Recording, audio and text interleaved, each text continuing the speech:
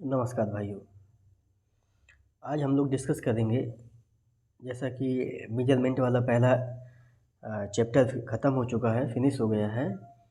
अब हम जो मैकेनिक्स है, यांत्रिकी है, वहाँ से स्टार्ट करेंगे। जबकि इसके हमने भी पिछले वाले लेक्चर में हम लोग 4 क्वेश्चन ऑलरेडी देख चुके थे, बट हम फिर से 167 से ही 4 क्वेश्चन दोबारा डिस्कस करेंगे। यांत्रिकी मैकेनिक्स से स्टार्ट करते हैं। पहला क्वेश्चन क्या कह रहा है, ये है, निम्नलिखित में से कौन अधिक काम कर सकता है, ये पूछ रहा है। निम्नलिखित में से कौन अधिक काम कर सकता है, इसके बारे में पूछ रहा है। तो आपका आंसर हो जाएगा बंदूक की एक चलती हुई गोली। बी नंबर ऑप्शन आपका करेक्ट हो जाएगा। ठीक है, डिस्क्रिप्शन भी एक बार देख लेंगे। डिस्क्रिप्शन में क्या कह रहा है, किसी भी वस्तु को कार्य करने के लिए बल और बल की दिशा में विस्थापित दूरी की आवश्यकता होती है। विकल्प बी में न्यूटन की गति का तीसरा नियम लागू होता है, जो बंदूक की निकली गोली को अधिक दूरी तक विस्थापित करता है। अतः बंदूक से निकली गोली अधिक कार्य कर सकती है। ठीक है, नेक्स्ट हम क्वेश्चन नंबर अगला बातचीत करेंगे। 168 नंबर क्वेश्चन है। 168 नंबर क्वेश्चन क्या कह रहा है, 168 नंबर क्वेश्चन क्या बोल रहा है, उसके बारे में हम लोग देखते हैं। देखिए, क्वेश्चन है आपका, 20 न्यूटन का बल एक वस्तु को 2 मीटर विस्थापित कर देता है। ठीक है, और 20 जूल कार्य करता है। बल और विस्थापन के बीच का कोण निकालना है आपको। ठीक है ना। हम कार्य का फार्मूला जानते हैं। W बराबर, हम कार्य का फार्मूला क्या जानते हैं, W बराबर होता है F dot D cos theta. Okay, तो इसमें दिया 20, कार्य का वैल्यू कितना दिया है, 20 जूल दिया हुआ है। हमने रख दिया कार्य का वैल्यू 20 जूल बराबर। उसके बाद एफ का वैल्यू कितना, 20 न्यूटन है, तो हमने 20 ये भी रख दिया। ठीक है, मल्टीप्लाइड बाई इंटू डी का वैल्यू कितना दे रहा है, 2 मीटर विस्थापित कर देता है, तो 2 रख दिया। और इंटू कॉस थीटा का वैल्यू, हमको थीटा का ही वैल्यू निकालना है। ठीक है, विस्थापन के बीच का कोण। तो हम 20 से 20 हम क्या कर देंगे, कट कर देंगे। ठीक है, तो इधर ये 2 अपॉन इधर दूसरी साइड में आ जाएगा, तो क्या आ जाएगा, ये हो जाएगा 1/2 इक्वल टू कॉस थीटा। क्या आ जाएगा, 1/2 equal to cos theta. Okay, cos में 1/2 किसका मान होता है, तो ये होता है कॉस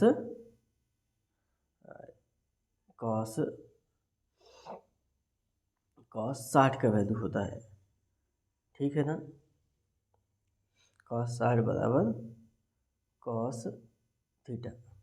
ओके, कॉस से कंपेयर करेंगे तो थीटा बराबर कितना आ जाएगा, 60 degree.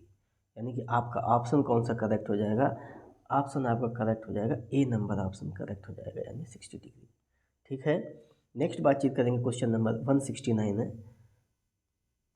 169 question, sorry 169 number question क्या कह रहा है, इसके बारे में हम लोग देखते हैं। ठीक है, आइए। एक पोर्टर ज़मीन से 12 किलोग्राम भार उठाता है। ठीक है, और उसे ज़मीन से 1.5 मीटर अपने ऊपर रखता है। सामान पर उसके द्वारा किए गए कार्य की गणना कीजिए।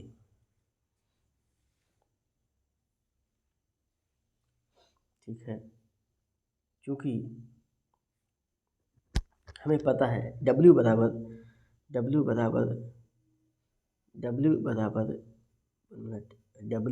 होता है, W बराबर या पोटेंशियल एनर्जी P, हम यहाँ पर लिखेंगे P बराबर PE, पोटेंशियल एनर्जी बराबर आ जाएगा, पोटेंशियल एनर्जी P बराबर होता है mgh। तो क्या आ जाएगा, m का वैल्यू कितना है, 12 किलोग्राम है। g का वैल्यू कितना है, g का वैल्यू यहाँ पर दिया गया है 10 दिया हुआ है, 10 मीटर पर सेकेंड स्क्वायर है। h का वैल्यू कितना है, 1.5 मीटर है। मल्टीप्लाई करने के पश्चात आपका जो आंसर आ जाएगा क्या आएगा, मल्टीप्लाई कर लेते हैं तो 15 30 0 हो जाएगा और 18 हो जाएगा।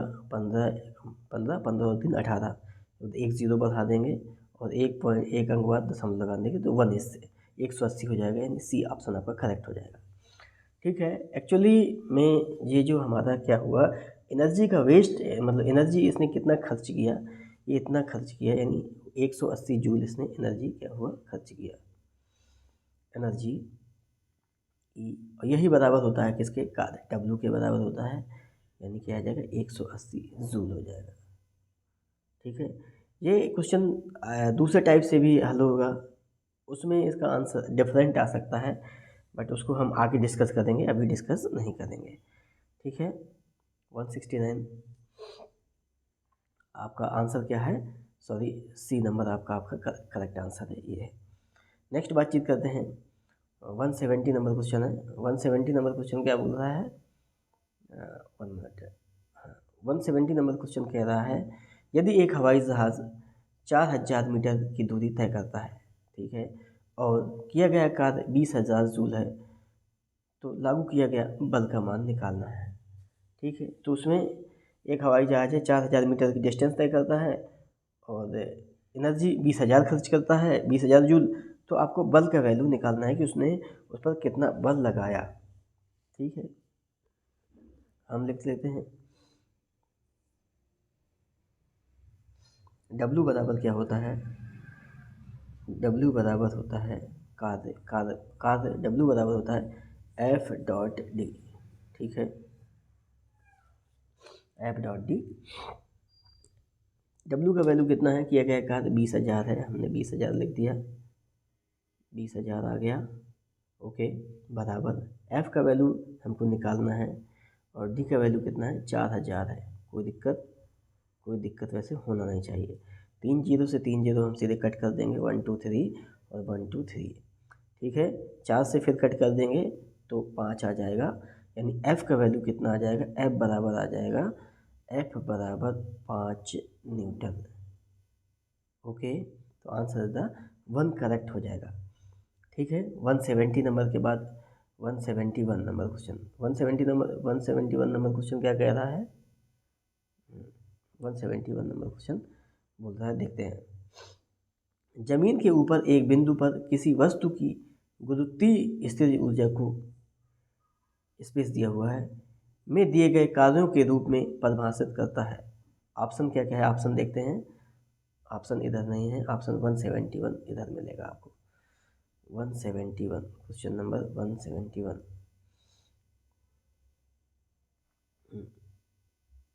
171 क्वेश्चन आपका ये है ऑप्शन 171। इसे गुरुत्वाकर्षण के विपरीत जमीन से उस बिंदु पर उठाने। सेकंड नंबर है इस पर गुरुत्वाकर्षण बल लागू करने। तीसरा नंबर है केंद्र पर रखने। और चौथा नंबर क्या है, आंसर है, चौथा नंबर आपका विकल्प दे रहा है इसे गुरुत्वाकर्षण के विपरीत जमीन पर रखने। ठीक है ना, आपका करेक्ट आंसर हो जाएगा आंसर नंबर ए, इसे गुरुत्वाकर्षण के विपरीत जमीन से उस बिंदु पर उठाने। ठीक है। क्वेश्चन नंबर 171 के बाद क्वेश्चन नंबर 172 आ जाते हैं। इसका डिस्क्रिप्शन एक बार देख लेते हैं हम लोग। डिस्क्रिप्शन में क्या कह रहा है, जमीन के ऊपर एक बिंदु पर किसी वस्तु की गुरुत्वीय स्थिति ऊर्जा को गुरुत्वाकर्षण के विपरीत जमीन से उस बिंदु पर उठाने के लिए किए गए कार्य के रूप में परिभाषित किया जाता है। ठीक है।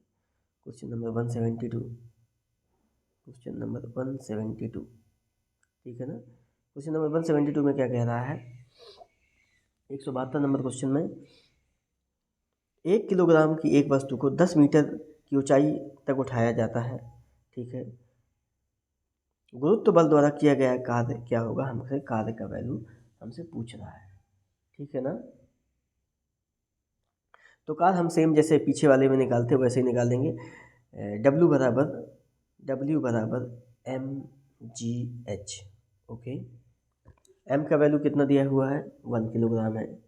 जी का वैल्यू कितना दिया हुआ है, 9.8 दिया हुआ है, 9.8 है, ठीक है ना। और एच का वैल्यू कितना है, 10 मीटर है, ठीक है ना। तो बल बराबर कितना आ जाएगा, 9.8 में आ जाए तो 98 आ जाएगा आपका। जब 9.8 में मल्टीप्लाई करेंगे 10 का तो कितना आ जाएगा, 98 किया गया कार्य आ जाएगा, 98 जूल आ जाएगा, ठीक है ना। 98 जूल ऑप्शन कहाँ पर है, इसका आंसर। अब जिस इसके बारे में बातचीत करेंगे कि एक जूल को एक वस्तु एक ऊंचाई को उठाया जाता है, तो उठाया जाएगा तो क्या होगा, नेगेटिव आएगा, ठीक है ना। तो आंसर होता है डी नंबर करेक्ट हो जाएगा। डिस्क्रिप्शन आइए देख लेते हैं। इस जैसे हमने ये सॉल्व किया है वो तो सेम ही है। इसके बाद क्या बोल रहा है, यदि विस्थापन बल की दिशा में, यदि विस्थापन सॉरी यदि विस्थापन बल की दिशा के विपरीत हो तो कार्य क्या होगा, धनात्मक होता है, ठीक है ना, ध्यान रखिएगा। ओके, क्योंकि बल जो क्या है नीचे की ओर लग रहा है, क्योंकि इसका गुरुत्वाकर्षण बल ये नीचे की तरफ लगेगा, परंतु हम लोग क्या कर रहे हैं, इसको उठा रहे हैं,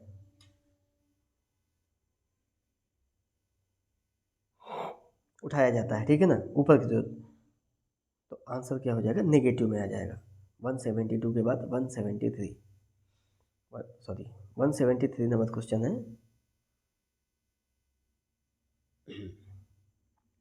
173 नंबर क्वेश्चन क्या कह रहा है, एक कुली जमीन से 20 किलोग्राम का भार उठाता है, ठीक है, और उसे जमीन से 2 मीटर ऊपर अपने सर पर रखता है, ठीक है। समान पद उसके द्वारा किए गए काम की गणना करें, ठीक है भैया। तो सेम सेम हम लगा देंगे, W बराबर mgh लगा देंगे, ठीक है ना। W बराबर mgh, ओके। m का वैल्यू कितना दिया हुआ है, 20 किलोग्राम है।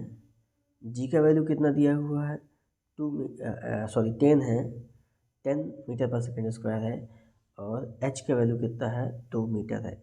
मल्टीप्लाई करेंगे तो 400 आ जाएगा, 2 to 4 आ जाएगा, और उसके बाद 0 400 आ जाएगा, 400 joule. Option the correct, C number आपका ऑप्शन करेक्ट हो जाता है, ठीक है ना। क्वेश्चन नंबर 174 की बातचीत करेंगे। क्वेश्चन नंबर 174 में क्या है, क्वेश्चन नंबर 174 में क्या बोल रहा है, जब कोई वस्तु बल की दिशा में 1 मीटर की दूरी पर 1 न्यूटन बल द्वारा चलती है, 1 न्यूटन बल के द्वारा चलती है, तो किए गए कार्य की गणना कीजिए, ठीक है। बल की दिशा में चलती है तो क्या होता है, याद रखिएगा, बल की दिशा में चलती है तो कार्य पॉजिटिव होता है। बल की विपरीत दिशा में अगर विस्थापन होता है तो क्या होगा, नेगेटिव होगा कार्य, जैसा कि हमने ऊपर देखा है।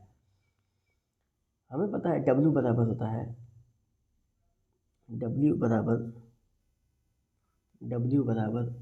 F डॉट डी होता है, ठीक है ना।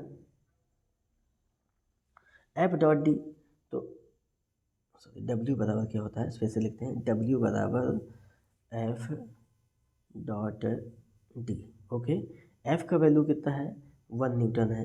D का वैल्यू कितना है, 1 मीटर है, यानी कि आ जाएगा 1 जूल है, ओके। ऑप्शन आपका डी नंबर ऑप्शन करेक्ट हो जाएगा। कौन सा option correct, D number 1 joule, okay. समझ में आया होगा।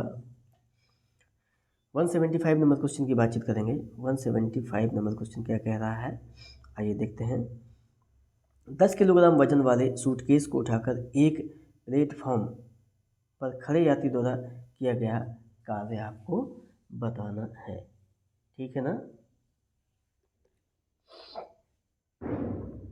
क्वेश्चन नंबर, कार्य हम जानते हैं, कार्य बराबर क्या होता है, कार्य W बराबर होता है, W बराबर होता है F dot D, F dot D, ठीक है ना। चूँकि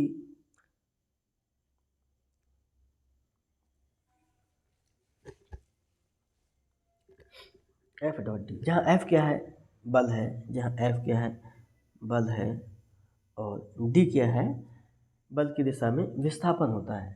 ठीक है ना, बल की दिशा में विस्थापन होता है, विस्थापन। ओके,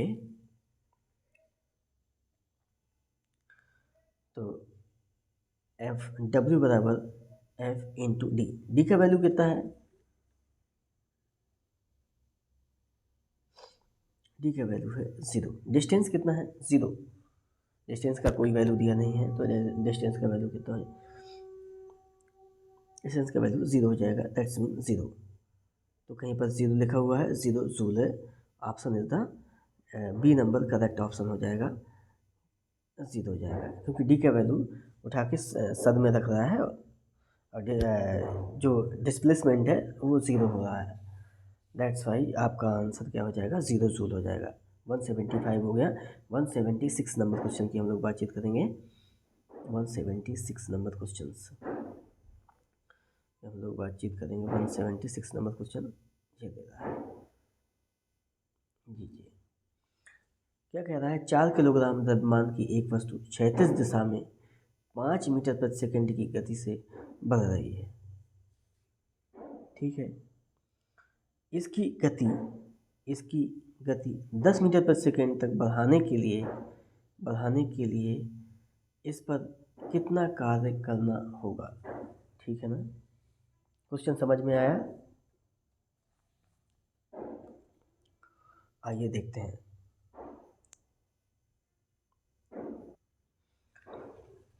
आइए बात करते हैं, सॉल्व करते हैं इस क्वेश्चन को। क्वेश्चन सॉल्व करते हैं, ठीक है ना। 4 किलोग्राम एम का वैल्यू दिया हुआ है, 4 किलोग्राम है। एम का वैल्यू क्या है, 4 किलोग्राम है, और क्षैतिज दिशा में 5 मीटर प्रति सेकेंड की गति से बढ़ रही है, यानी v1 का वैल्यू दिया हुआ है।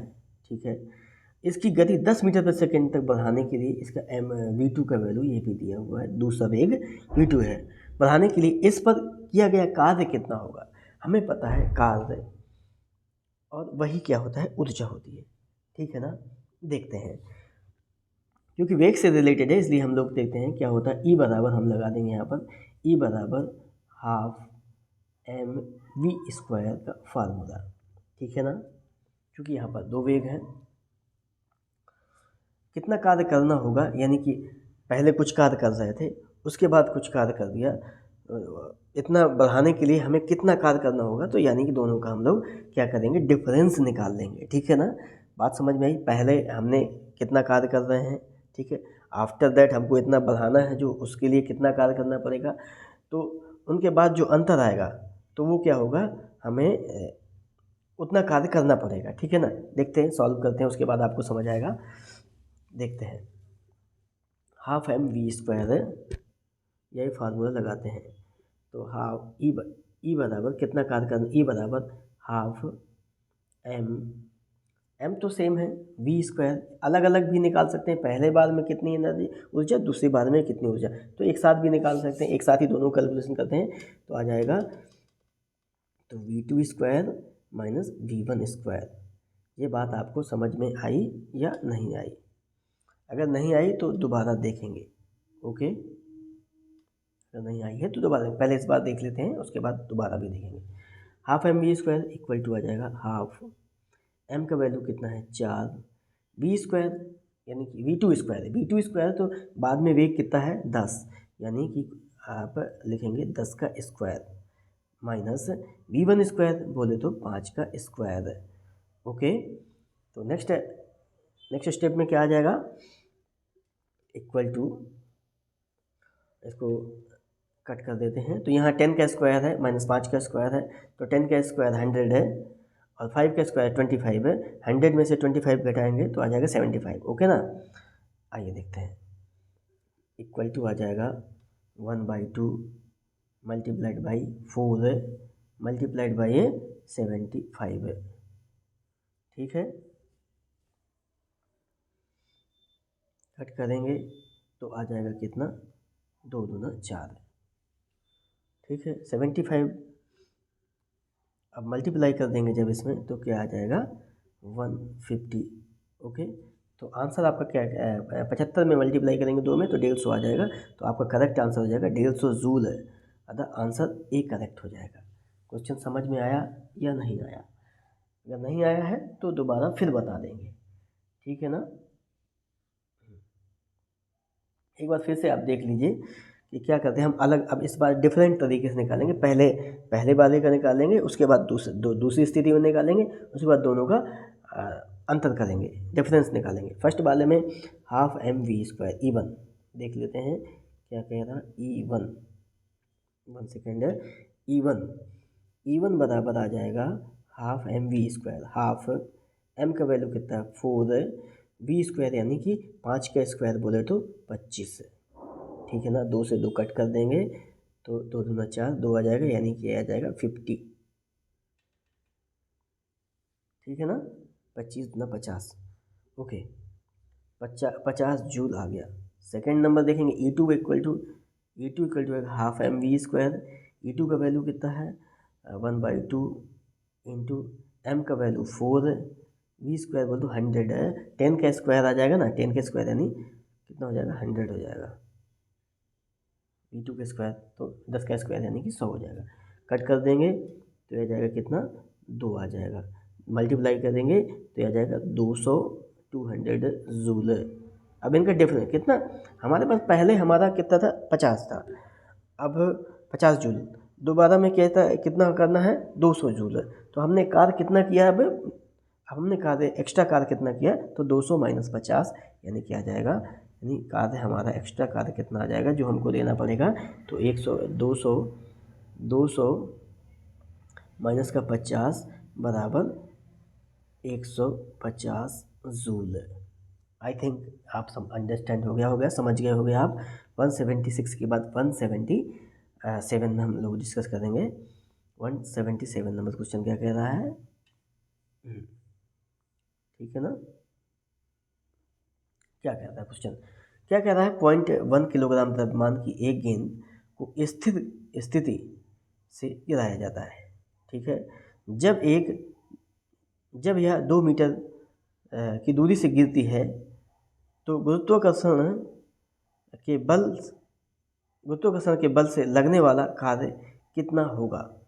ठीक है ना, अब जी का वैल्यू दिया है 9.8 मीटर पर सेकेंड स्क्वायर, सॉरी हाँ स्क्वायर होना चाहिए।